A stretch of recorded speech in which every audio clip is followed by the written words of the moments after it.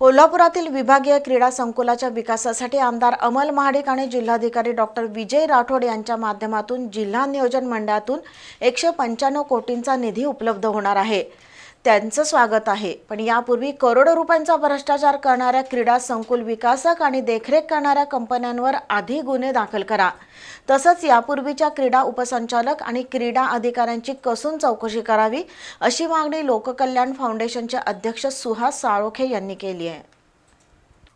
कोल्हापुरातील रेसकोर्स नाक्याजवळ छत्रपती संभाजी महाराज विभागीय क्रीडा संकुल उभं राहिलंय।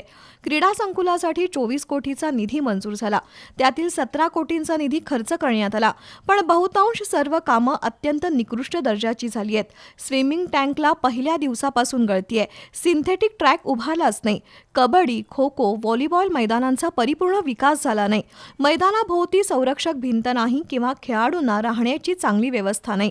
कोल्हापुरातील विभागीय क्रीडा संकुल म्हणजे शासकीय अधिकारी आणि कंत्राटदार यांच्यासाठी भ्रष्टाचाराचं कुरण बनलंय, असा आरोप लोककल्याण संस्थेचे अध्यक्ष सुहास साळोखे यांनी केलाय। आता पुन्हा विभागीय क्रीडा संकुलातील विविध कामांसाठी 195 कोटी रुपयांचा आराखडा सादर करण्यात आलाय।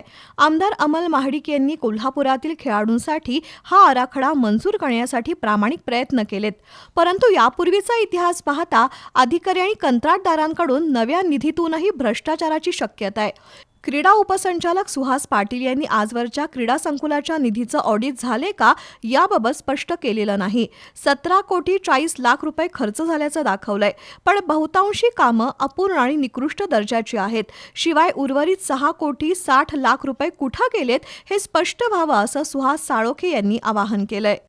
खेळाडू आहेत पण आमच्याकडे ग्राउंड नाही। संकुलसारखं एवढं उत्तम दर्जाचं ग्राउंड मिळालं, पण त्याचा विनियोग व्यवस्थित केला नाही।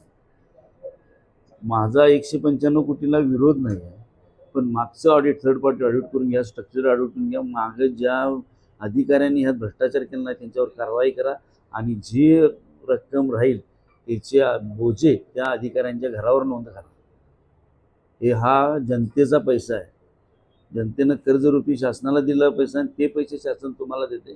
शासनाचे बोजे या अधिकाऱ्यांच्या घरावर पडले पाहिजेत, ही माझी मनापासून अपेक्षा आहे। विभागीय आयुक्त आणि जिल्हाधिकारी यांच्यासोबत आजवर कित्येक बैठका झाल्या, परंतु क्रीडा संकुलातील निकृष्ट कामाला जबाबदार कोण याबाबत काहीच स्पष्ट होत नाही।